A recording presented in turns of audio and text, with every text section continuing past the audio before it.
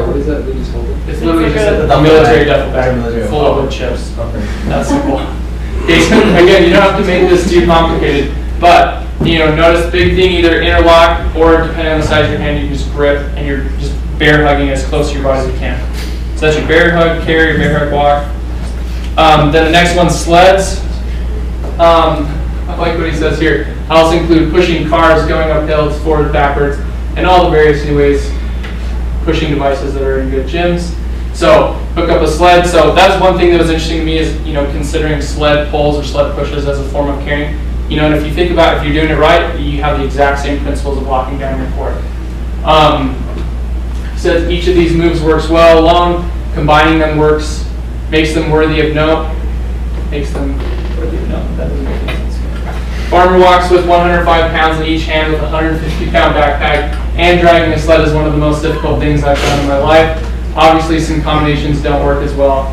So that's the other thing is you're going to learn with this is, these are hard moves for sure, and you got to be careful of the combinations you put. You're not going to be doing crazy heavy sled pushes and then immediately going into an overhead. You're just going to be putting people at risk. Okay, and we'll talk about that at the end as well. You can just imagine Dan John pushing all that stuff. Okay, so here's Nick pulling the sled, pushing the sled. Good form, Nick. I just noticed. Sorry, go back away. I remember Nick always had struggled with his arms. Oh, yeah. Got that good knee drive. No, but his arms, he's doing the robot Just body. doing robot. Same arm, same leg. Sorry, calling out here. Do you remember the Nick on the phone? No, he said Oh, he's he's not, not but he's not here yet. Okay.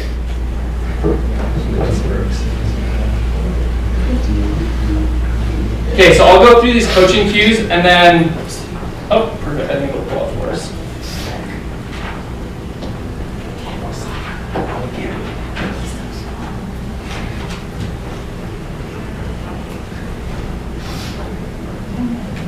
Okay, we're going to watch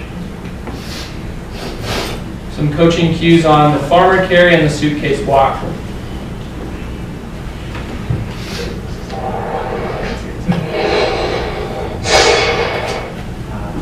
Michael Boyle with more stacked up training tips. Now we're going to talk about loaded carries. Loaded carries, I think Dan John is the guy who has to get credit for Hang on, just moving make sure everybody it into comes the up. You area of guys need loaded. to close the other window. Okay.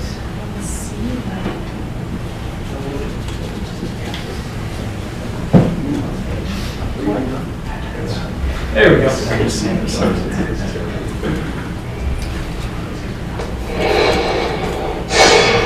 Okay, we'll take 3 minutes to watch Michael this. Boyle with more stacked up training tips. Now we're going to talk about loaded carries. Loaded carries, I think Dan John is the guy who has to get credit for moving everybody into the area of loaded carries. I think these were something that people were doing for a long time and not really understanding why they were doing them. And I think Dan has really raised the awareness for people of why this might be important. I know I was a guy who used to think of it just as a grip strength exercise and think of it as something that we really didn't need to do. And I think Dan has popularized it really as a total body strength exercise. The other guy who's really helped in this area, Stuart McGill, who's a great spine researcher, talking about the loads that you get in terms of hip stability and core stability. What we realize now with loaded carries, and Nick's going to demonstrate for us, with this, what's called a farmer's walk, which is 2 dumbbells, what you're getting really is sort of a moving plank effect. You're getting hip stability and core stability, and you're having to balance that load as you walk along. So you're in a situation now where you've got an athlete who's carrying it. It's not just about grip strength. We're in a situation where it's, yes, of course it's grip strength, but there's a core element here that comes into play. There's a hip stability element that comes into play. Dan John has gone so far as to say what we're looking for really is the ability to handle your body weight at this stage of the game in a loaded carry. That's what he thinks of as good strength. So you look at a guy like me who's 180 pounds, I've got to be able to carry a set of 90s to have, in his mind, good strength, which is a pretty high standard in my mind, but something to sort of have in the back of your head. The next version that we're going to talk about is what's called the suitcase carry. Farmer's carry, 2 dumbbells. Suitcase carry, obviously, single dumbbell in one hand. I actually prefer suitcase to farmers because I think what suitcase, as I listen to Stuart McGill talking, he's talking about the back and about the spine, and I realize is effectively a moving side plank. It's a side plank where I'm stepping and I'm changing my base of support, yet I'm still going to be able to support that load on that side. So Layne's going to demonstrate suitcase carry for us here. And again, now we're trying to get, obviously not into that sort of half body weight kind of exercise, but probably more than or equal to that half. So if we looked at it before and said somebody my weight wants to be progressing up into the 70, 80, 90 range, I want to be doing that same thing with the suitcase carry. I want to be in a situation where I can carry at least that much weight. Quick tips for here. The biggest tip, I think, is don't shrug. That was probably the one mistake that we're getting with a lot of people, is that they think that this is a trap exercise. Not a trap exercise. If anything, I want retraction. I want big chest. I want shoulders pulled back, good solid grip, and a nice slow walk. So again, how far? I always say how far you have. I think sometimes for us, these we're probably going about 30 yards because we tend to have about 30 yards of open space. If we're suitcasing, we're going down 30 yards with the right. We're switching hands. We're coming back 30 yards with the left.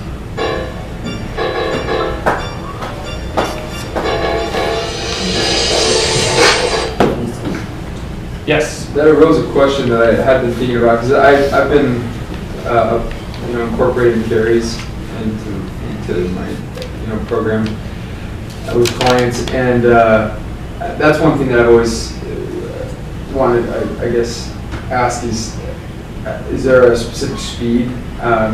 Some want a speed walk, and some